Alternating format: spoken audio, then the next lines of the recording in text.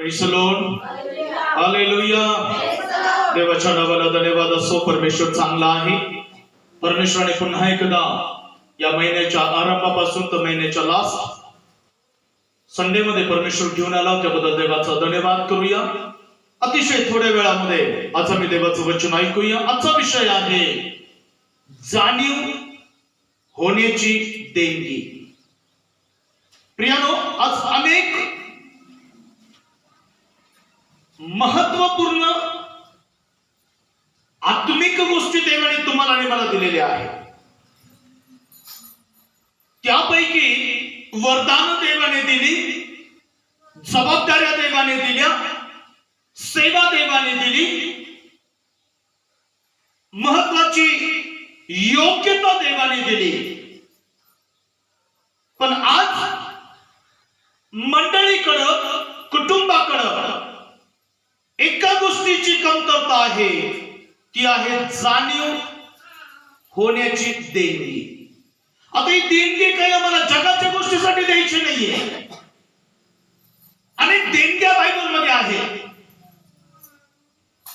त्यापैकी अशी एक देणगी की जिची जाणीव आम्हाला झाली पाहिजे की मी कोण आहे,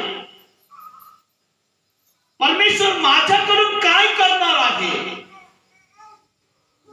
परमेश्वराची इच्छा काय आहे याची जाणीव परमेश्वराचा आत्मा जोपर्यंत तुमच्याशी बोलत नाही, जोपर्यंत त्याची जाणीव तुम्हाला होत नाही, तोपर्यंत तुम्ही तुमच्या आहे त्या स्थितीमध्ये, आहे त्या दिवसामध्ये, आहे त्या परिस्थितीमध्ये विश्वासू राहताल. पण ज्या दिवशी तुम्हाला जाणीव होईल की देवाने मला सेवेसाठी बोलवलं, देवाने मला प्रार्थनेसाठी बोलवलं, देवाने मला जबाबदारीसाठी बोलवलं, त्यावेळेस तुम्ही तुमच्या परिस्थितीतून, तुम्ही तुमच्या दिवसातून बाहेर येतात आणि देवाची सेवा जी अपूर्ण राहिली ती पूर्ण करण्यासाठी स्वतःला तुम्ही तयार करता.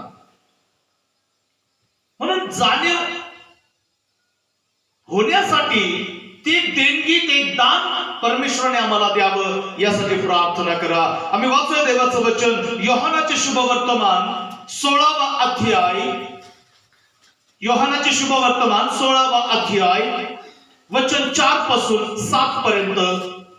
मी तुम्हाला या गोष्टी अशासाठी सांगून ठेवल्या आहेत, या गोष्टी अशासाठी सांगून ठेवल्या आहेत की त्या घडण्याची वेळ आली, म्हणजे त्या गोष्टी घडण्याची वेळ आली म्हणजे त्या मी तुम्हाला सांगितल्या होत्या, त्या तुम्हाला मी सांगितल्या होत्या, याची तुम्हाला आठवण व्हावी, याची तुम्हाला जाणीव व्हावी, आठवण व्हावी की ज्या गोष्टी येशूने 3.5 वर्षाच्या सेवेमध्ये जगाला त्याने कळवल्या, दृष्टांत त्याने सांगितले, घडणाऱ्या प्रत्येक वचनाची सेवा त्याने केली. पण बायबल मध्ये असं म्हणतं, येशू शिष्यांमध्ये असताना अनेक गोष्टी येशूने शिकवल्या, ज्या कधी त्यांनी ऐकल्या नाही, पाहिल्या नाही, जाणून घेतल्या नाही, त्या येशूने आपल्या शिष्यांना शिकवल्या, पण ते त्यांना समजल्या नाही.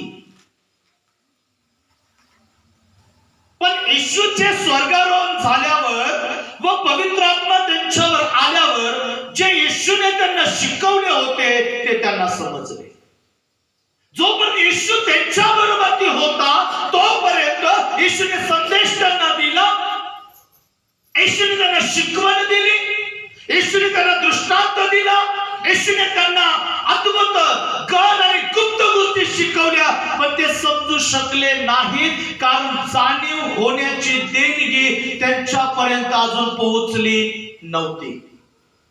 पण ज्यावेळेस येशू ख्रिस्त मारला गेला, गाडला गेला आणि तिसऱ्या दिवशी जिवंत झाला आणि पुनरुत्थान झाल्यावरती 40 दिवसानंतर येशूचं स्वर्गारोहण झाल्यानंतर त्या वेळेमध्ये पवित्र आत्मा त्यांच्यावरती आला. पवित्र आत्मा आल्यानंतर जेव्हा ते आत्म्याने भरले, तेव्हा येशूने शिकवलेल्या साऱ्या गोष्टी त्यांना कळू लागल्या, समजू लागल्या, दिसू लागल्या. त्याची जाणीव झाली की येशूने आम्हाला या गोष्टी अशासाठीच शिकवल्या की त्याची पूर्तता होणं आता गरज आहे.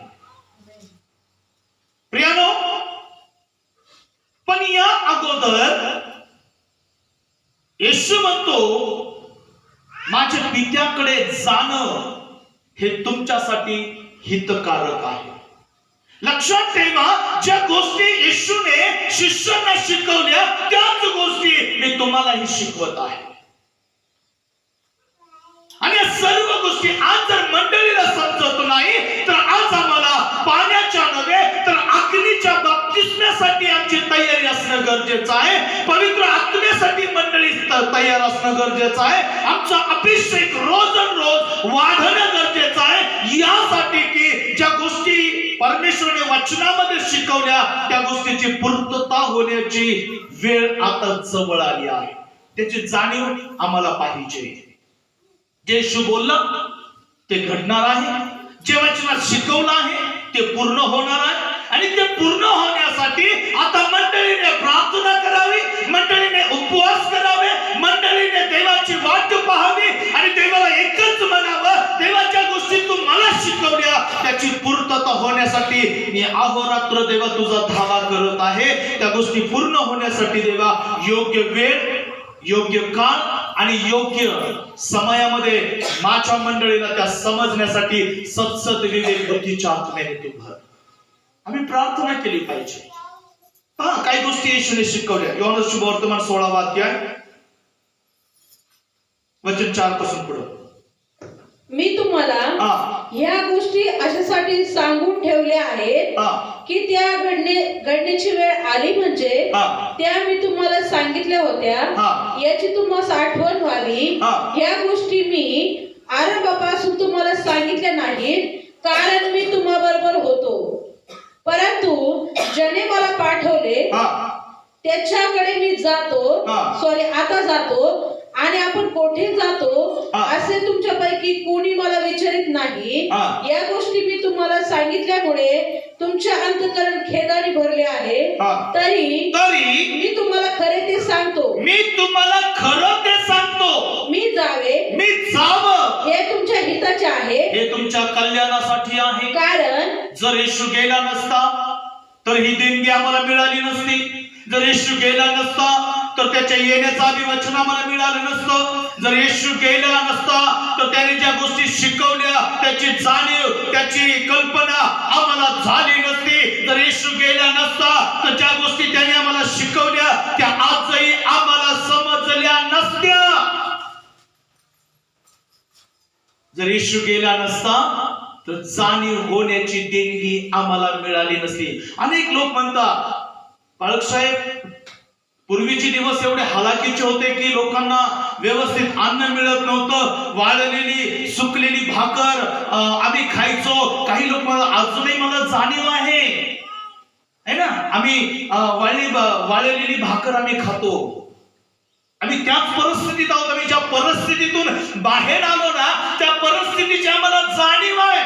लोकांना जगाच्या गोष्टीची जाणीव आहे पण लोकांना प्रभूच्या शिक्षणाची जाणीव नाहीये. लोकांना देवाच्या आत्म्याची जाणीव नाहीये. लोकांना प्रभूच्या येण्याची जाणीव नाहीये. आणि जाणीव तेव्हाच होईल ज्यावेळेस तुमच्यावरती पवित्र आत्मा उतरत, ज्यावेळेस तुम्ही आत्म्याने भरले जातात, ज्यावेळेस तुम्ही वचनाने भरले जातात, ज्यावेळेस तुम्ही परमेश्वराची प्रतीक्षा करता त्याच वेळेस तुम्हाला ती देणगी परमेश्वर देईल. कारण प्रभूने तुमच्यासाठी कैवारी आत्मा पाठवलेला आहे. प्रियानो, आता जगासाठी 3 गोष्टीसाठी प्रभू जाणीव करून देणार आहे. लक्षात ठेवा, वचन 8 पासून. तो येऊन पापाविषयी, नीतिमत्वाविषयी व न्याय निवड्याविषयी जगाची खात्री करेल. 3 गोष्टीची खात्री जगामध्ये होणार आहे. पहिली गोष्ट पापाविषयी. कोणता पाप?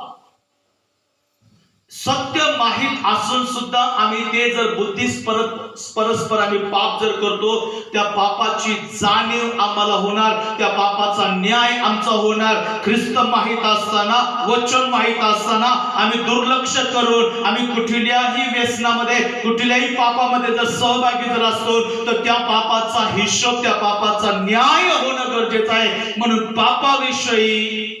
दुसरी गोष्ट धार्मिकतेविषयी. कोणती धार्मिकता जी आज आम्ही स्तोत्रामधने ऐकली की त्याला धार्मिकता प्रिय आहे, त्या धार्मिकतेविषयी तिसरी गोष्ट न्यायाविषयी तो जगाची काय करणार आहे, खात्री करणार आहे. हे लोक माझ्या विसाव्यात पुन्हा कधी दिसणार नाही, याविषयी तो खात्री करणार आहे. परमेश्वराने तुम्हाला संधी दिली, मग तुमच्या हातामध्ये आहे तुमच्या बाबाचा हिशोब बाबा, तुमच्या धार्मिकतेचा हिशोब बाबा, आणि त्या हिशोबाचा न्याय होणं हे परमेश्वराने जगाला कळवलेलं आहे. मी ज्यावेळेस येईल त्यावेळेस जगाचा न्याय निवाडा करेल. काही जाणीव आजही आम्हाला होत आहे की प्रभू येणार आहे आणि माझ्या बऱ्या आणि वाईटाचा हिशोब तो घेणार आहे. जरी देणगी नसेल, लक्षात ठेवा अजूनही आम्ही कठीणपणामध्ये, हट्टीपणामध्ये जीवन जगत आहोत की मला जाणीव नाहीये काही गोष्टीची की परमेश्वरासाठी मी कसं जगावं. बायबलमध्ये एक वचन आहे, याकोबाचं पत्र पहिला अध्याय आणि वचन नंबर 17 मध्ये याकोब आपल्या मंडळीला येत्या देणगीविषयी सावधान करत आहे. याकोबाचं पत्र पहिला अध्याय आणि वचन नंबर 17 मध्ये प्रत्येक उत्तम देणगी व प्रत्येक पूर्ण दान वरून आहे, स्वर्गापासून आहे. आज देणग्या जगाच्या गोष्टीसाठी देतात. जगात काही कार्यक्रम करायचा असला तर त्या कार्यक्रमासाठी वर्गणी, देणगी ही दिली जाते. मग ती देणगी 1 रुपयापासून लाखो रुपयापर्यंत आहे. आणि मग लोक म्हणतात आमचं नाव का पुकारलं नाही, कारण आम्ही देणगी दिली. जगाची देणगी जगासाठी वापरली जाते, पण स्वर्गाची देणगी ही मंडळीसाठी वापरली जाते. आणि ती मंडळीने ती योग्य काळामध्ये तिचा उपयोग करावा, कारण प्रत्येक उत्तम देणगी, प्रत्येक पूर्ण दान हे स्वर्गाकडून आहे. मग तुम्हाला कोणाचा बाप्तिस्मा झाला? योहानाचा बाप्तिस्मा तुम्ही घेतला की पवित्र आत्म्याचा बाप्तिस्मा तुम्ही घेतला? अनेक ठिकाणी तुम्हाला पवित्र आत्म्याने भरणं गरजेचं आहे. जे अपूर्णता तुमच्या जीवनात आहे, जे अपूर्णता तुमच्या मंडळीमध्ये आहे, जे अपूर्णता तुमच्या स्वभावामध्ये आहे, जे अपूर्णता तुमच्या आचरणामध्ये आहे, जे अपूर्णता आज तुम्ही जगामध्ये, मंडळीमध्ये, समाजामध्ये पाहता, ती अपूर्णता काय आहे? कारण उत्तम देणगी अजून आपण मिळवली नाही, तिच्यासाठी आम्ही प्रार्थना केली नाही, तिच्यासाठी आम्ही प्रभूकडे बसलो नाही की प्रभू ती परिपूर्णता माझ्यामध्ये उतरू दे, म्हणजे मला जाणीव होईल की जे तू शिकवलेलं आहेस, जे तू बोललेलं आहेस ते घडून येणार आहे. यासाठी ही देणगी परमेश्वराने दिलेली आहे. यासाठी आज सहाय्यक असा आत्मा परमेश्वराने तुमच्यामध्ये पाठवला. तो कैवारी आत्मा परमेश्वराने यासाठी तुम्हाला दिला की त्याची जाणीव तुम्हाला व्हावी. Praise the Lord. त्याची जाणीव झाली पाहिजे. लक्षात ठेवा, जर ती जाणीव आम्हाला होत नाहीये तर ती उत्तम देणगी आमच्यावरती उतरली नाही, ते पूर्ण दान आम्हाला मिळालं नाही, ते कैवारी आत्मा आम्हाला मिळाला नाही, त्यासाठी आम्ही प्रतीक्षा केली नाही, त्यासाठी आम्ही वाट पाहिली नाही, त्यासाठी आम्ही परमेश्वरासमोर बसलो नाही, त्यासाठी आम्ही ताणलेलं आणि भुकेलं झालो नाही. आम्ही फक्त एकच देणगी मिळवली, त्या योहानाच्या पाण्याने केलेला बाप्तिस्मा. पण पवित्र आत्म्याने आम्ही भरावं. आमच्यातील उणपण, आमच्यातील कमीपणा, आमच्यातील साऱ्या रिकाम्या गोष्टी दूर व्हाव्या आणि आम्हाला परमेश्वराने जे शिकवलेलं आहे ते पूर्ण होणार आहे याची जाणीव परमेश्वर आम्हाला रोज त्याच्या वचनातून करून देतो. व ते आम्हाला समजत नाहीये कारण पवित्र आत्मा आमच्या बरोबर बोलत नाहीये. मंडळी, चर्च आज तुम्ही त्या साऱ्या गोष्टी शिकण्यासाठी, समजण्यासाठी, पूर्ण होण्यासाठी काय प्रभूकडून ती देणगी मागण्यासाठी तयार आहात का? प्रभू ते उत्तम उत्तम देणगी प्रभू माझ्यामध्ये उतरू दे, उत्तम उत्तम वरदान प्रभू माझ्यामध्ये उतरू दे. आणि तू केव्हा येशील ते कळव, कसा येशील ते कळव. आम्ही कसं रॅप्चर होणार आहोत, आम्ही कसं स्वर्गारोहण होणार आहोत, आम्ही कसं आत्म्याने उचलले जाणार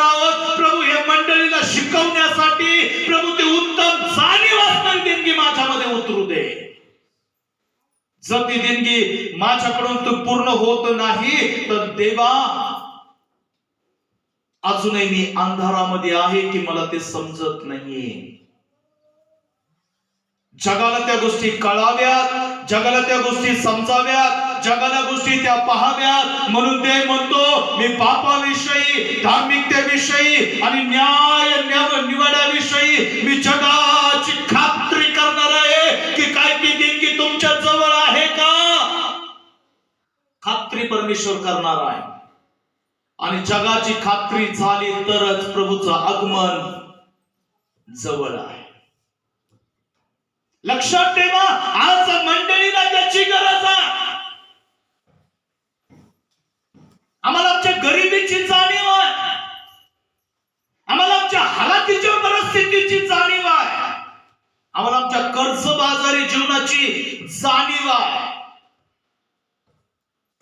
आम्ही झोपडीत राहतो त्याची आम्हाला जाणीव आहे, आम्ही वाळलेली भाकर खातो त्याची आम्हाला जाणीव आहे. कारण कोणीतरी सांगितलं वाडवडिलांनी आपली परिस्थिती अशी आहे, ती आम्ही ऐकून म्हणतो माझ्या वाडवडिलांनी तसे दिवस उपभोग घेतले, मला ती जाणीव आहे. आम्ही म्हणतो माझ्या आई वडिलांनी एवढे कष्ट सहन केले आणि ते कष्ट करून त्याने मला शिकवलं, याची जाणीव जगाला. पण परमेश्वराने जे शिकवलं त्याची जाणीव आम्हाला होत नाहीये. जगाची सारी जाणीव आमच्याकडे आहे, जगाचं सारं ज्ञान आमच्याकडे आहे, जगाची सारी माहिती आमच्याकडे आहे. जगाने काय पाहिलं, काय खाल्लं, कसे उपभोग केला, कशी राहिले याची जाणीव आम्हाला आहे. पण देवाने शिकवल्याची जाणीव गेली कुठं, ते आम्हाला का समजत नाहीये. ही जाणीव करून देण्याची देणगी परमेश्वराने 2021 वर्षापूर्वी तुम्हाला दिलेली आहे. काय तुम्ही ते मिळवली का? तुमच्या घरात, तुमच्या वैवाहिक जीवनात, तुमच्या पारिवारिक जीवनात, तुमच्या विश्वासाच्या मंडळीत एक से बढ़कर एक बेस्ट टू बेस्ट साऱ्या गोष्टी असतील, पण जाणीव करून देण्याची देणगी जर तुमच्याकडे नसेल तर अजूनही आम्ही अज्ञ भिन्न आहोत, अंधारात आहोत, असमंजसपणाच्या आत्म्यामध्ये आम्ही आहोत की आम्हाला ते कळत नाहीये की प्रभूने माझ्यासाठी बायबलमध्ये काय शिक्षण दिलेलं आहे.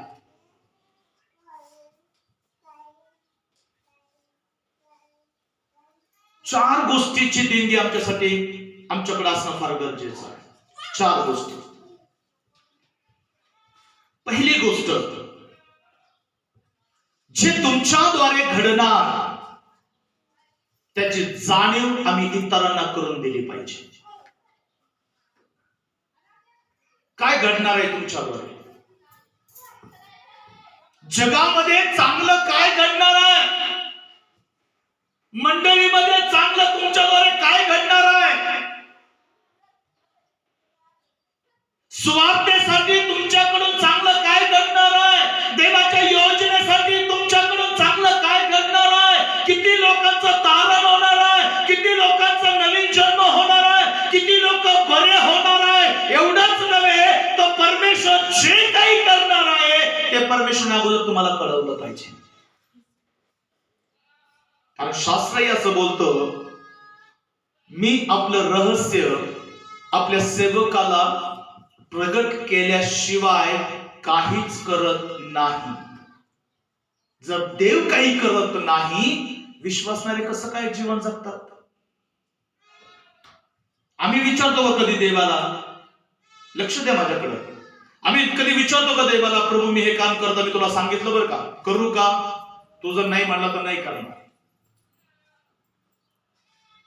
हा म्हणला तर करेल.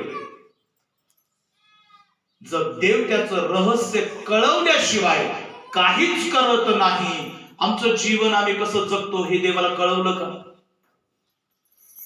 देणगी पाहिजे देवा, कळवलं का देवाला? प्रभू ते मला का प्रगट केलं नाही, विचारलं का कधी देवाला? देवा हे दिवस कधी बदलतील, विचारलं का कधी देवाला? देवा पुढे काय घडणार आहे, 2023 मध्ये काय घडणार आहे, विचारलं कधी देवाला? पुढील 6 महिन्यात कोणता नवीन व्हेरिएंट येणार आहे, कधी विचारलं देवाला? प्रभू कोणती महामारी येणार आहे, कसे दिवस येणार आहे, देव कळवल्याशिवाय काहीच जर करत नाही, मग आजच्या लोकांना काय कळलं? बायबलमध्ये तर म्हटलं शेवटच्या काळी कठीण दिवस येतील, भयानक दिवस येतील, पीडा येतील, महामार्या येतील. हे 2022 वर्षापूर्वी, हजारो वर्षापूर्वी बायबलमध्ये लिहिलं, ते आजही आम्हाला कळत नाहीये, कारण उत्तम देणगी अजूनही आमच्यावरती उतरली नाही. जर उतरली तर आत्मा तुमच्याशी बोलेल, उतरली तर प्रगतीकरण तुमच्याशी बोलेल, उतरलं तर देवाचं रहस्य तुमच्यावरती उतरेल आणि तुम्ही जगाला कळवताल, जसं नोहाने कळवलं. नोहाने कळवलं जगाला. तुम्ही कळवायला तयार आहात का? बायबलमध्ये कळवलं सदोम आणि गमोराचा नाश मी अग्नी आणि गंधकाने करणार. आत्म्याने कळवलं, कोण जागे झाले? किती लोकांनी अग्नी आणि गंधकापासून वाचण्यासाठी प्रार्थना केली? 120 वर्ष नोहा उपदेश करत होता, आपले जार कर्म सोडा, आपलं पाप सोडा, नीतिमान जीवन जगा, परमेश्वर या पृथ्वीचा पाण्याने नाश करणार आहे. किती लोकांनी त्या देणगीविषयी, त्या उपदेशाविषयी, त्या शिक्षणाविषयी लोकांनी आपल्या स्वतःला वाचवलं, सुधरवलं. किती लोकांनी. आजही माझ्या प्रियानो, मंडळी देवाचं शिक्षण ऐकत नाहीये, मंडळी शुभवर्तमान ऐकत नाहीये, मंडळी सुवार्ता ऐकत नाहीये, मंडळी संदेश ऐकत नाहीये, मंडळी रहस्य ऐकत नाहीये. आणि न ऐकल्याचा परिणाम या जगात पीडा आणि मरणामध्ये मंडळीला भोगावा लागत आहे. म्हणून जे तुमच्याद्वारे घडणार आहे ते तुम्ही इतरांना सांगणारे व्हा. जर तुम्ही सांगणारे होणार नाही, तुमच्यामुळे जे आत्मे नाश पावणार आहेत, मरणार आहेत. परमेश्वर एहेजकेलच्या पुस्तकामध्ये म्हणतो, मी त्यांचा रक्ताचा झाडा तुमच्याकडून घेईन. काय बोलता तुम्ही देवाला? प्रभू मला स्वप्न पडलं नाही, प्रभू मला दर्शन मिळालं नाही, प्रभू मला संदेश मिळाला नाही, प्रभू मला वाणी मिळाली नाही, प्रभू मला वचन मिळालं नाही, प्रभू माझ्याशी आत्मा बोलला नाही, प्रभू माझ्याशी सेवक बोलला नाही, प्रभू माझ्याशी मंडळी बोलली नाही, प्रभू त्यांनी मला सांगितलं नाही म्हणून मी सांगितलं नाही. हे कारण तुम्ही सांगणार नाही. तुमच्या समोरच्या व्यक्तीचा न्याय होताना तुम्ही पाहताना, तुमच्या ज्या लाईन मध्ये पहिल्या व्यक्तीचा न्याय होताना तुम्ही पाहताना, या ठिकाणी तुम्ही छाती बडवून घेताना की प्रभू मला 2 मिनिटासाठी पाठव ना, 2च मिनिटासाठी. त्या लोकांचा न्याय होत तर प्रभू मी त्या लोकांना सांगून परत येतो. म्हणतो तरुण श्रीमंत म्हणतो, प्रभूजी माझे 5 भाऊ जगामध्ये आहेत. किती आहे? किती? 5 भाऊ आहे. तुमची आई पण जगात आहे, तुमचे वडील पण जगात आहे, तुमचा भाऊ जगात आहे, तुमची बहीण जगात आहे, तुमचा गणगोत जगात आहे, आणि तुम्ही न्यायासमोर उभे आहात. त्यांना कळवलं नाही. परमेश्वर या जगाचा न्याय अग्नी आणि गंधकाने करणार आहे. ही पृथ्वी शेवटी अग्नीसाठी, पहिली पाण्यासाठी, आता अग्नीसाठी राखून ठेवलेली आहे. का तुम्ही सांगायला तयार आहात?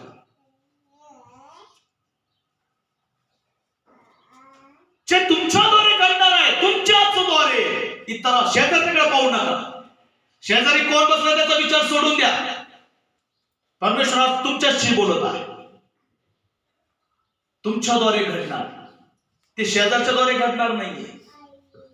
तुम्ही म्हणता माझ्या ते सामर्थ्य निघालं, त्याला स्पर्श झाला म्हणून त्याच्याद्वारे घडणार. सामर्थ्याच्या जागी ठेवा.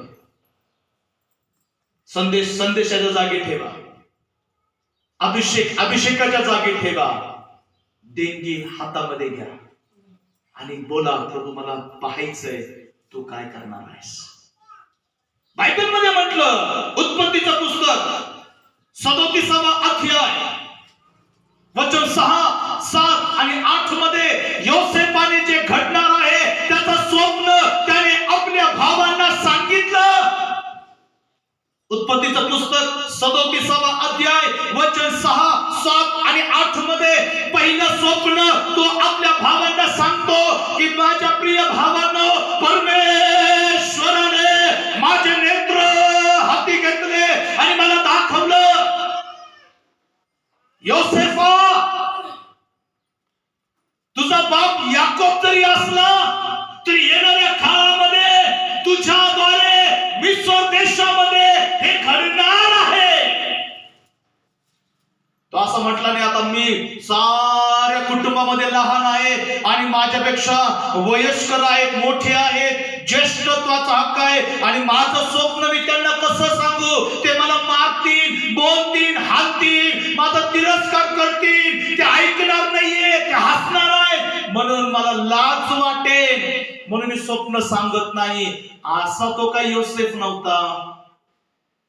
जे काही त्याने प्रभूकडून पाहिलं ते आपल्या भावाला सांगितलं. काय म्हणतो वचन 6, 7, 8 मध्ये?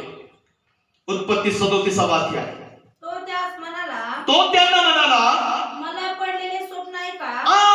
मंडळी ऐका, मला पडलेलं स्वप्न, कुटुंबानो ऐका, मला दिलेलं दर्शन.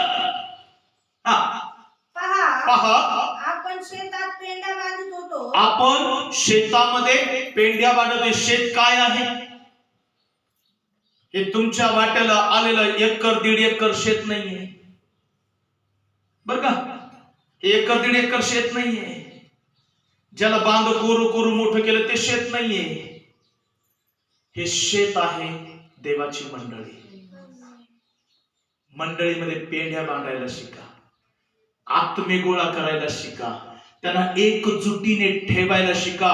एकजुटीने ठेवणं म्हणजे पेंड्या बांधण्यासारखं आहे. तुरीच्या पेंड्या नाही बरं का.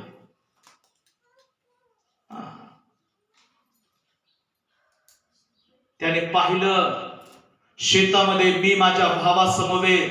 आता तुम्ही पाहायचंय, प्रभूच्या दर्शनाने तुम्ही तुमच्या परिवारासमवेत आत्मे आणून बांधलेले आहेत, आत्मे आणून स्थिर केलेले आहेत, आत्मे आणून त्यांना प्रभूसाठी जगायला शिकवलं, त्यांना एकजुटीने तुम्ही राहायला शिकवलं. तुम्ही शिकवलं ते शिकणार आहे.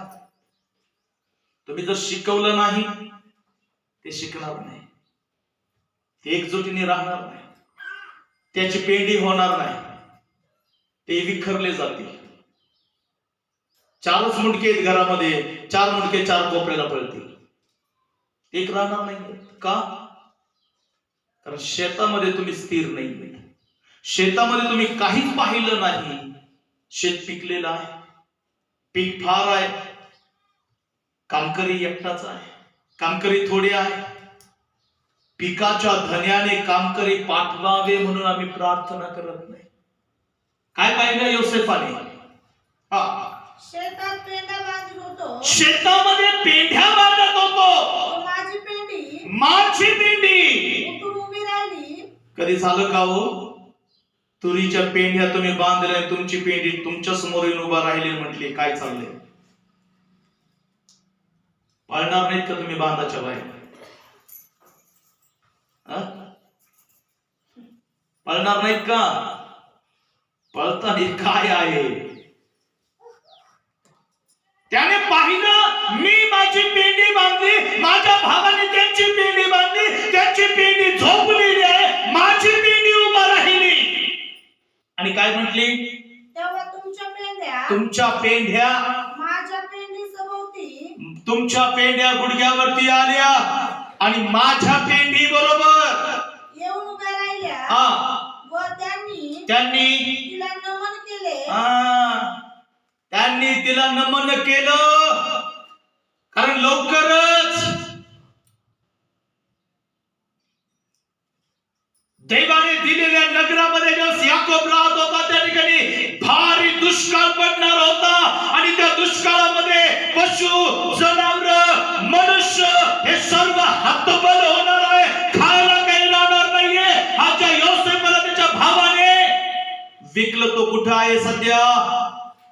मोठा झाल्यावरती मिस्र देशामध्ये कोणत्या पदावरती आहे? प्राईम मिनिस्टर पदावरती आहे, देशाचा पंतप्रधान. तो हे स्वप्न कुठं पाहतोय? शेतामध्ये. आम्ही स्वप्न पाहतो पुढच्या वर्षी कोणती साडी माझ्या अंगावर दिसेल, कोणते ड्रेस माझ्या अंगावर दिसतील, इथून कशी माझी पदोन्नती होईल, एवढंच आम्ही पाहतो. हे स्वप्न ऐकल्यानंतर त्याच्या भावाने त्याचा तिरस्कार केला.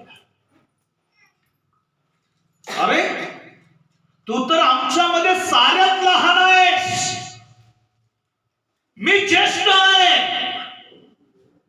मग देवाने ते रहस्य मला कळवायचं ना.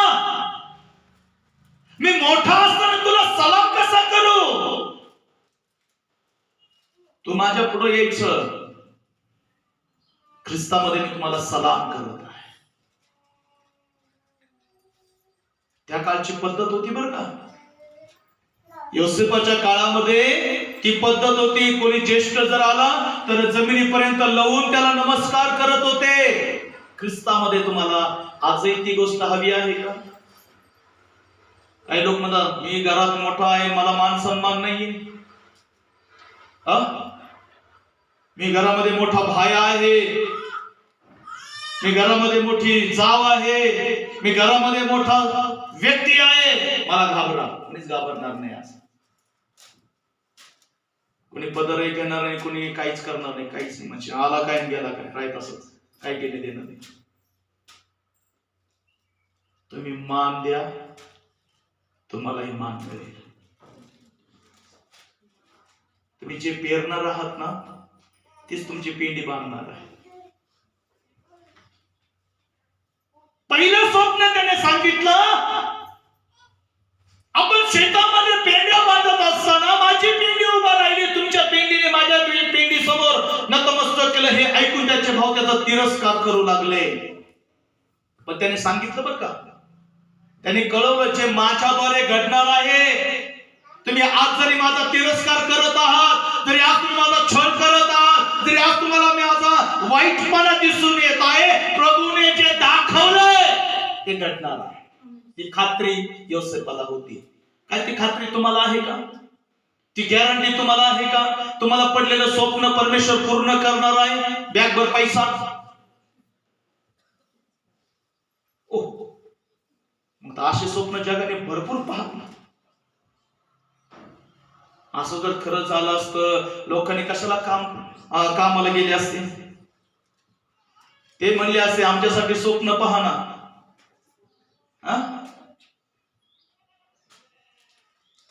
घ्यावं आम्हाला ही बॅग भर नको, हे तुम्ही घ्या, असं म्हणणारे, मग स्वप्न पाहणारे स्वप्नदर्शी तुम्ही झाले असता. नाही, परमेश्वराकडून मिळाल्या वाचून जगात कोणालाच काही मिळत नाही. मग तो वाळला भाकरीचा तुकडा का असावा, तो देवाने दिल्या वाचून मिळत नाही. दुसरं स्वप्न त्याने आपल्या भावांना सांगितलं. उत्पत्तीचं पुस्तक 37वा अध्याय वचन 9 आणि 10 मध्ये त्याने वचन सांगितलं. पुढे उत्पत्तीचं पुस्तक 37वा अध्याय वचन 9 आणि 10 मध्ये दुसरं स्वप्न त्याने आपल्या कुटुंबाला सांगितलं. पुढे त्याला आणखी एक स्वप्न पडलं. पुढे त्याला आणखी एक स्वप्न पडलं. ते हे की त्याने आपल्या भावास सांगितले. पहिलं स्वप्न त्याने कोणाला सांगितलं? भावाला सांगितलं. दुसरे स्वप्न त्याने भावाला सांगितलं. काय सांगितलं? तो म्हणाला पहा, मला आणखी एक स्वप्न पडले. माझ्या प्रिय बंधूंना, मला अजून एक स्वप्न देवाने दाखवलंय. ते असं की सूर्य, चंद्र 11 तारे व 11 नक्षत्र तारे यांनी मला नमन केले. वा, कधी असं होईल का? सूर्य तुम्ही अंथरुणात असता तो तुमच्याशिवाय उठाना मला उगवायचंय, तुम्ही उठल्याशिवाय मी उगणार नाही, असं होईल का कधी? चंद्र म्हणा आता उठ ना, मला आता मावळायचा, तर कवर झोपतो असं म्हणणार नाही. चंद्र, नक्षत्र, तारे असं म्हणणार नाहीये. पण या ठिकाणी योसेफा बरोबर स्वप्नामध्ये सूर्य, चंद्र, 11 नक्षत्र त्याच्याशी बोलतात आणि ते त्याला उठून सलाम करतात, नमन करतात. हे काय आहे?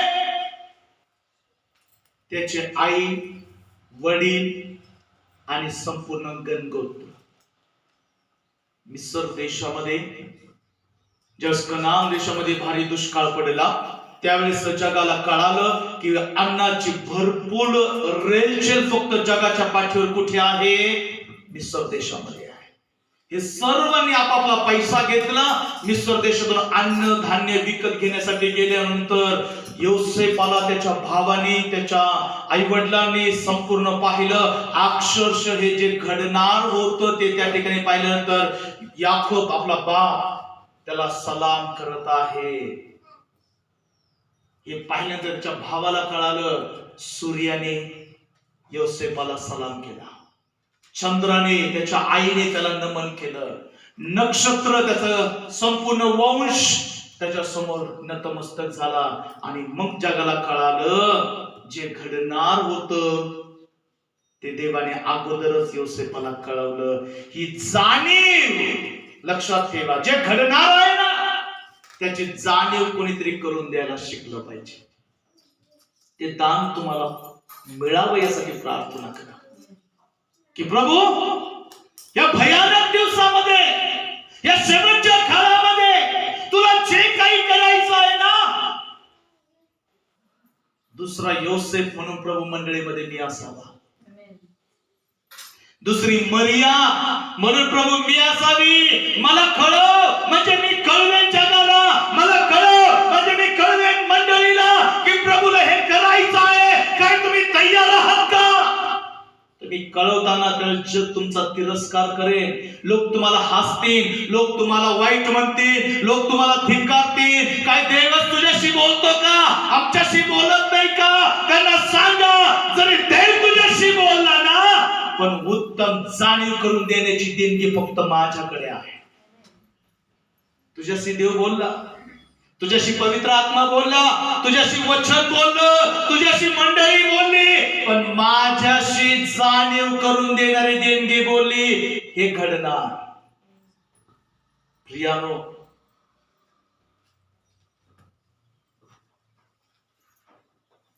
योसेफाने आपल्या कुटुंबाला या गोष्टीची जाणीव करून दिल्यामुळे त्याच्याच घरात त्याचा दोनदा द्वेष, राग करण्यात आला. बाहेर नाही त्याचा राग झाला, घरात त्याचा राग झाला. घरातील लोकांनी त्याला तुच्छ लेखलं, घरातील लोकांनी तुच्छ लेखलं. स्वर्गामधून त्याला देणगी अजून प्रगट झाली. हे घडणार. तू तयारी कर योसेफा, तू तयारी कर. हे मरिये, आजच्या मरिये तयारी करा. आजच्या योसेफानो तयारी करा.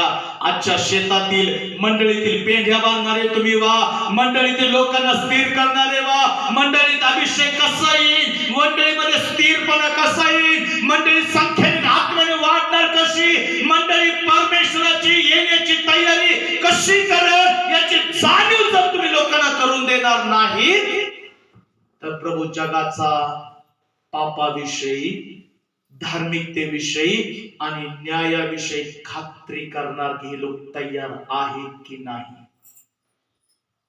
त्यावेळेस तुतारी वाजेल, कर्णा वाजेल. प्रभू आपल्या दिव्य दूतासहित तुम्हाला घ्यायला येईल, पण तो खात्री केल्याशिवाय येणार नाही. तुम्ही तयार असा नसा, ज्यावेळेस कर्णा वाजेल, तुतारी वाजेल, त्यावेळेस परमेश्वर आपल्या असंख्य दिव्यदूतांबरोबर तुम्हाला घेईल. तयारी करा. जाणीव करून देण्याची देणगी परमेश्वराने तुम्हाला द्यावी यासाठी प्रार्थना करा. कोणती प्रार्थना करा? प्रभू, जे माझ्याद्वारे घडणार आहे, आमेन, जे माझ्याद्वारे घडणार, जे माझ्या कुटुंबाद्वारे घडणार, जे माझ्या पतीद्वारे घडणार, जे माझ्या पत्नीद्वारे घडणार, जे माझ्या लेकरांद्वारे घडणार, जे माझ्या मंडळीद्वारे घडणार, जे माझ्या सेवकाद्वारे घडणार, प्रभू ते आम्हाला प्रगट कर.